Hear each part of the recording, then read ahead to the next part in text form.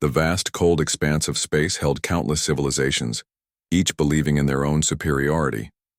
Among them, humans were considered the most unremarkable species, weak, fragile, and seemingly inconsequential.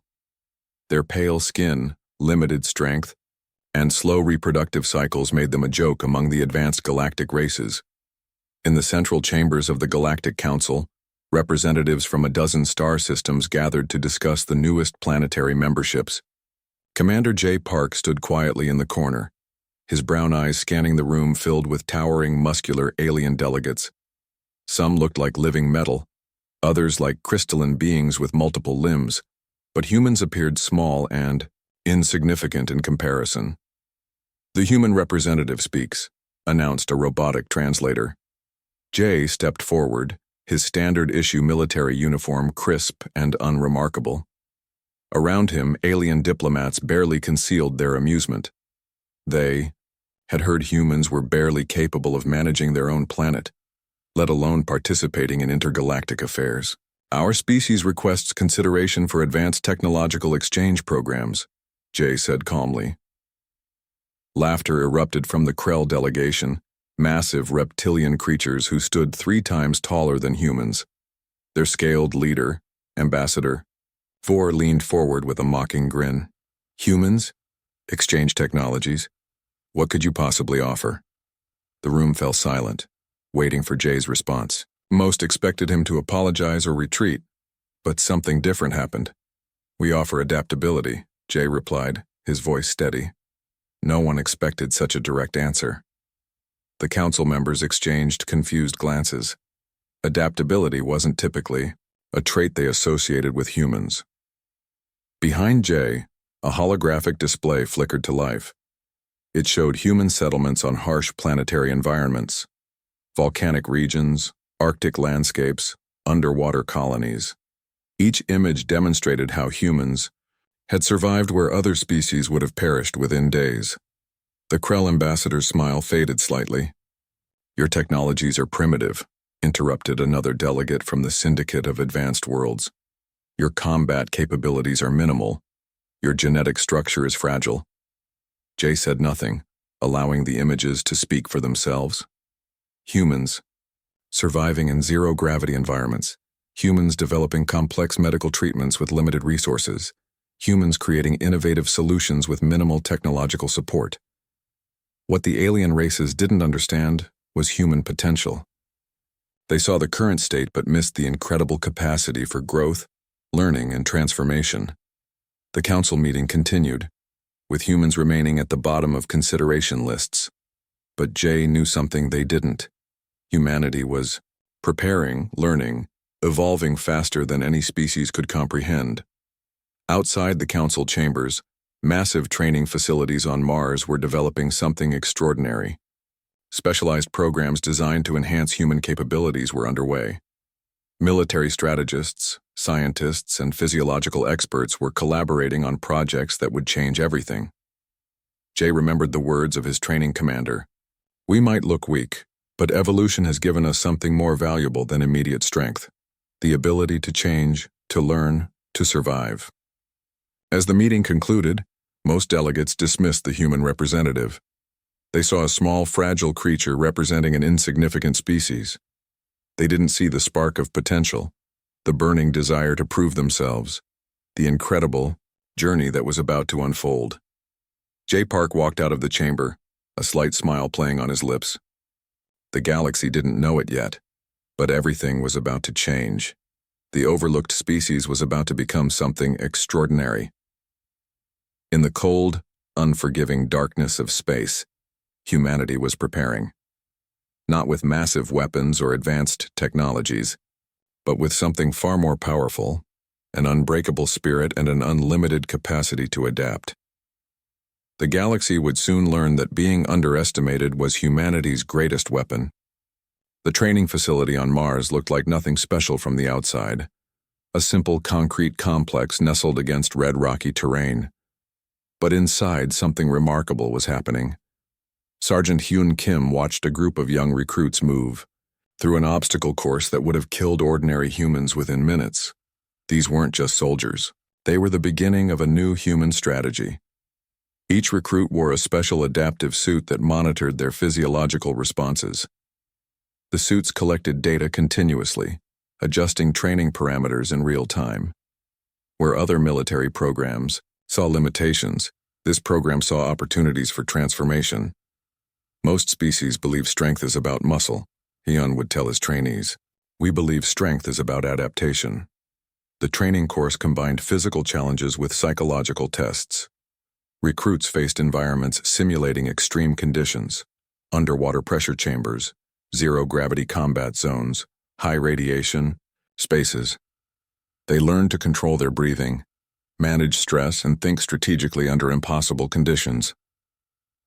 Young soldiers like Park Min-ho and Kim Seo-jun discovered abilities they never knew they possessed. Min-ho, who once struggled with basic physical training, could now navigate complex tactical scenarios with incredible precision.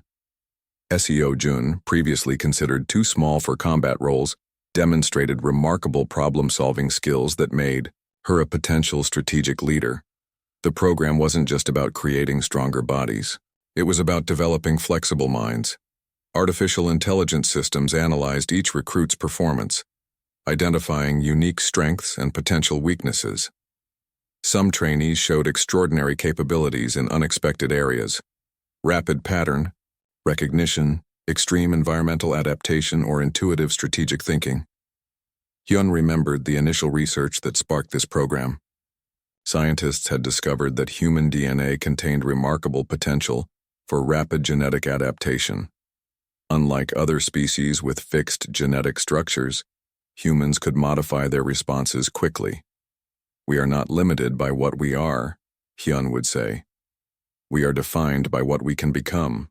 The training integrated multiple disciplines: neuroscience, psychology, physical conditioning, and advanced technological interfaces.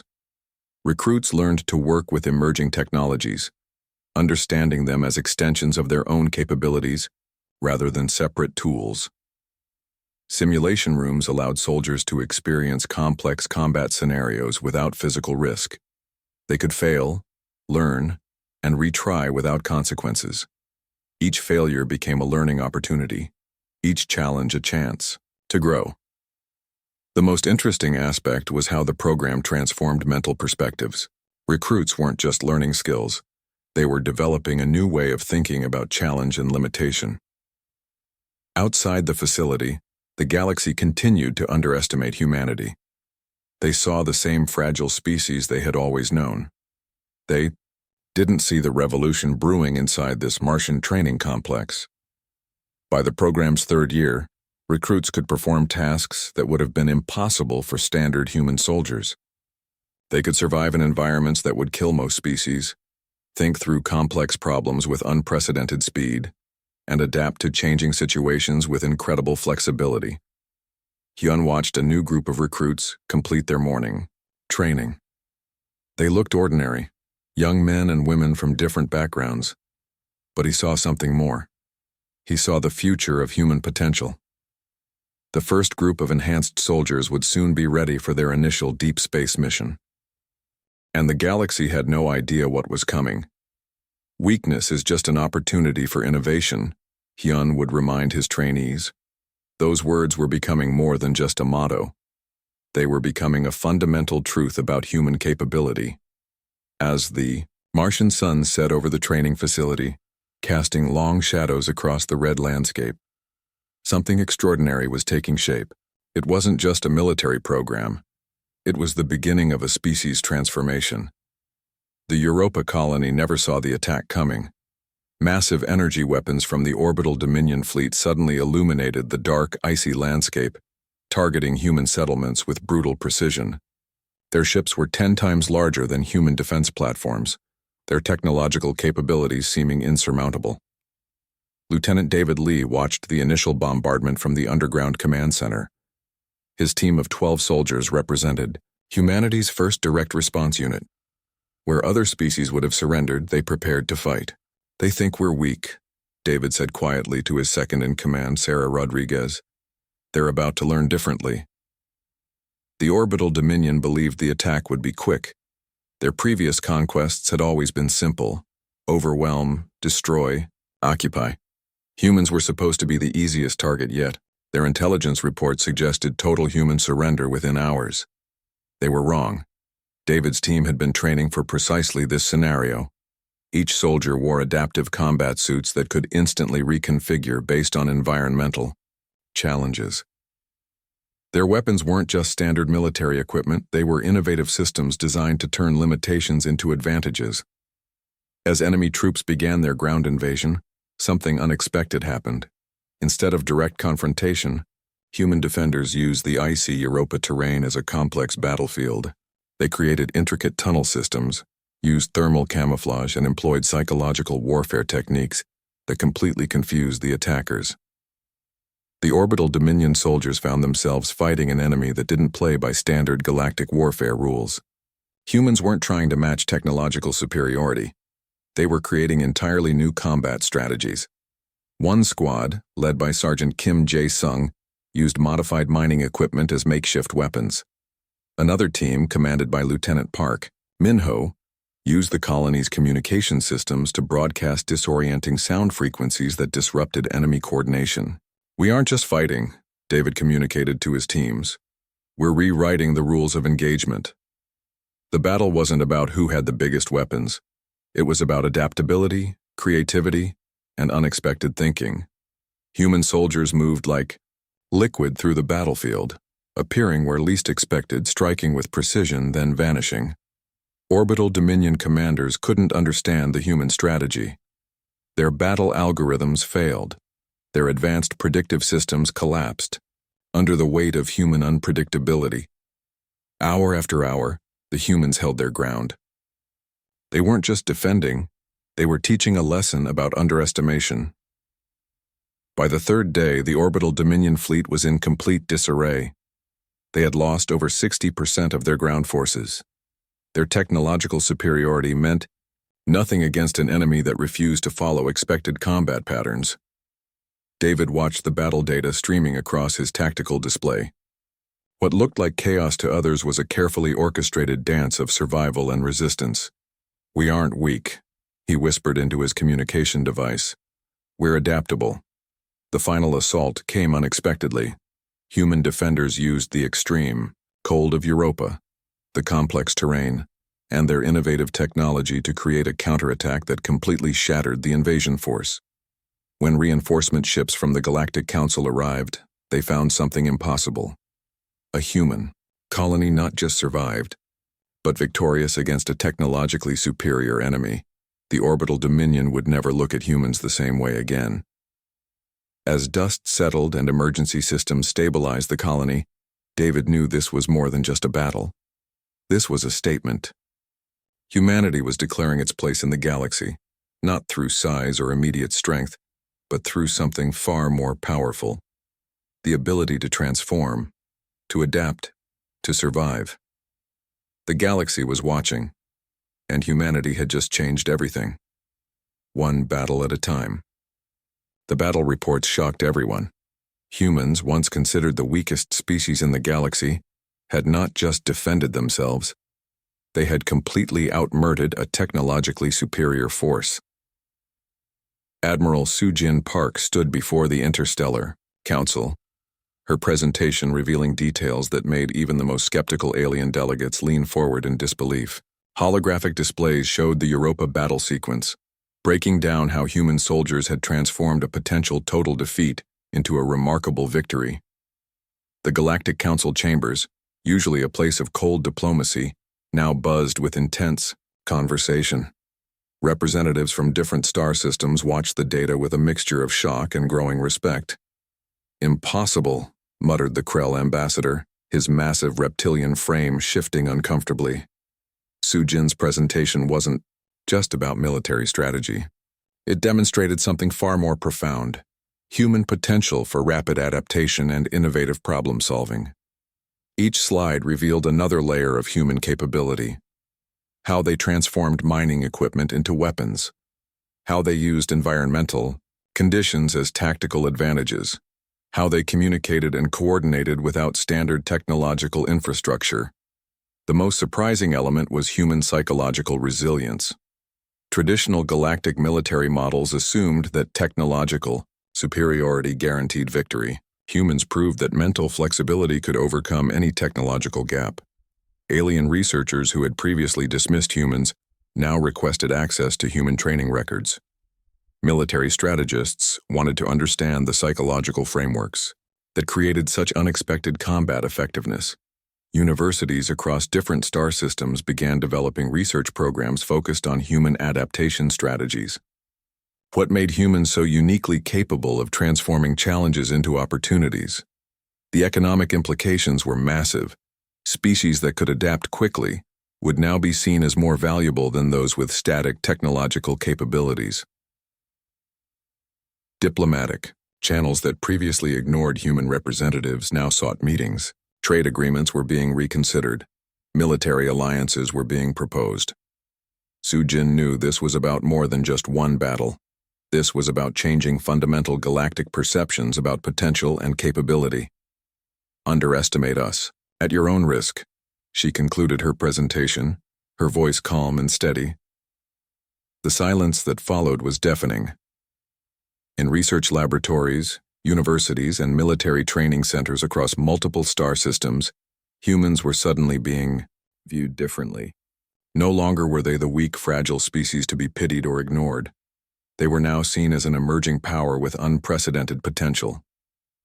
Young humans who had once been told they were limited now found themselves with unexpected opportunities. Military recruitment soared. Scientific research programs became competitive. Every field suddenly wanted human input. The transformation wasn't just external. Humans themselves began to understand their own potential in new ways. The collective psychology of the species shifted from feeling inferior to feeling extraordinarily capable. Governments that had previously marginalized human contributions now sought their strategic insights. Technology development accelerated. Problem-solving approaches became more dynamic and creative. The galaxy was watching a species discover its true strength.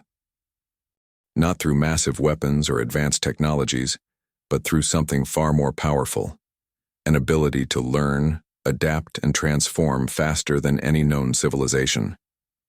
As the Galactic Council meeting concluded, one thing became clear. Humanity was no longer just another species. They were a force to be recognized, respected, and carefully understood. The weakest species had just shown they were anything but weak, and this was just the beginning. 10 years after the first interstellar conflict, the galaxy looked completely different. Human military advisors were now sought after in every major star system. The species once considered the most insignificant had become the most respected strategic force in known space. Commander J. Park, now a legendary figure, stood on the observation deck of the Galactic Peace Station. His weathered face reflected years of transformation, not just his own, but humanity's entire journey. Young cadets from multiple alien species trained alongside humans, learning strategies that went beyond traditional military thinking. Where other civilizations saw rules and limitations, humans saw opportunities for creative problem-solving. The training programs developed on Mars had become the standard for interstellar military academies. Species that once laughed at humans now desperately wanted to understand their unique approach to adaptation and survival. Economic systems had transformed. Planets that adopted human-inspired management strategies saw unprecedented growth and innovation. Technology development accelerated as more civilizations embraced the human philosophy of constant learning and transformation. Jay remembered the early days when humans were considered a joke among galactic civilizations. Now, they were consultants, strategists, and respected partners in complex interstellar negotiations. The Krell, who had once mocked human capabilities, now requested human advisors for their most challenging military and diplomatic missions. The Syndicate of Advanced Worlds developed joint research programs with human scientists, recognizing their unique approach to problem-solving. During a recent conference, a senior Solarian diplomat had openly admitted, "Humans didn't just change the rules of engagement. They showed us that rules are meant to be reimagined." Young humans who grew up after the transformation saw the galaxy differently. They weren't limited by what previous generations had believed possible. They understood that potential was about mindset, not physical capabilities. Scientific breakthroughs became common. Medical technologies improved. Space exploration reached unprecedented levels. Human teams were now leading missions into unexplored regions of the galaxy. The transformation wasn't just external. It was deeply psychological. Humans had learned to see their previous perceived weaknesses as unique strengths. True strength isn't about technology or size, Jay often told young cadets. It's about adaptability and spirit. Diplomatic channels that were once closed now welcomed human representatives. Trade agreements became more complex and mutually beneficial. Species that had never cooperated before found common ground through human-facilitated negotiations. The galaxy had learned an important lesson. Potential couldn't be measured by immediate capabilities. It was about the ability to learn, grow, and transform. On that observation deck, watching ships from different civilizations move peacefully, Jay smiled. The journey had been long and challenging. But humanity had proven something fundamental. They were not weak. They were extraordinary. As the station's lights reflected against the vast darkness of space, it was clear that everything had changed. The species once considered the most insignificant had become the most influential, not through force or technology, but through an unbreakable spirit of adaptation and hope.